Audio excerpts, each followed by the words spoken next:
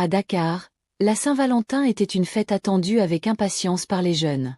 Amina, une étudiante en droit à l'université Cheikh Anta Diop, avait prévu de passer la soirée avec son petit ami, Malik, qu'elle fréquente depuis 6 mois. Ses 2 meilleurs amis, Kadi et Rama, devaient également accompagner leurs petits amis pour une soirée romantique dans un restaurant en bord de mer. Mais cette soirée, censée être magique, allait tourner au cauchemar. Le matin du 14 février, Amina reçut un appel de Malik. « Je t'ai préparé une surprise, ma chérie. Ce soir, ce sera inoubliable », lui dit-il d'une voix enjouée. Amina, excitée, en parla à ses amis. Malik a réservé une table dans un endroit chic. « Vous venez avec vos petits amis ?» Kadi et Rama acceptèrent sans hésiter, impatientes de célébrer l'amour. Cependant, avant de partir, la mère d'Amina, Maman Kumba, l'arrêta à la porte. « Amina, ma fille, sois prudente ce soir. L'amour peut aveugler, et tous ceux qui te promettent des étoiles ne les ont pas dans leurs mains. » Amina sourit, trouvant sa mère un peu trop protectrice. « Ne t'inquiète pas, maman. Malik est un homme bien. » La soirée commença magnifiquement. Le restaurant, situé sur la corniche, offrait une vue imprenable sur l'océan. Les 3 couples étaient installés à une table décorée de bougies et de roses.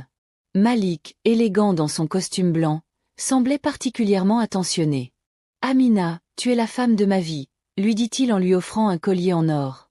Kadi et Rama, jalouses, taquinèrent leurs propres petits amis, Modou et Alioune, pour qu'ils fassent de même. Mais au fil de la soirée, Amina remarqua que Malik devenait nerveux. Il recevait des appels fréquents et s'éloignait pour répondre. « Tout va bien ?» demanda-t-elle, inquiète. « Oui, oui, juste des détails pour la surprise », répondit-il en souriant. Vers minuit, Malik proposa de changer de lieu. « J'ai réservé une suite dans un hôtel pour nous. Allons-y. » Les 3 couples montèrent dans une voiture de luxe, riant et chantant. Mais au lieu de se diriger vers l'hôtel, la voiture prit une route isolée en direction de la banlieue de Dakar. Amina, sentant l'inquiétude monter, demanda « Où allons-nous, Malik ?» Il lui prit la main. « Fais-moi confiance, ma chérie. » La voiture s'arrêta devant une maison abandonnée. « C'est ici la surprise ?» demanda Kadi, perplexe. Malik ne répondit pas. Il sortit de la voiture et fit signe aux autres de le suivre. À l'intérieur de la maison, une ambiance sinistre régnait. Des bougies éclairaient faiblement une pièce vide, et un homme âgé, vêtu d'une tenue traditionnelle, les attendait. « Malik, qu'est-ce qui se passe ?» demanda Amina, paniquée. Malik la regarda, son visage autrefois doux devenu froid. « Amina, tu es la clé de mon succès. Ce rituel me permettra d'obtenir richesse et pouvoir. » Amina, Kadi et Rama réalisèrent trop tard qu'elles avaient été piégées. Le vieil homme, un marabout corrompu, commença à réciter des incantations, tandis que Modou et Alioune, complices de Malik, ligotèrent les jeunes filles. Le rituel commença. Kadi fut la première à être forcée de boire une potion sombre. Elle s'effondra, inconsciente. Puis ce fut au tour de Rama, qui résista en vain. Amina, terrifiée, se débattit de toutes ses forces.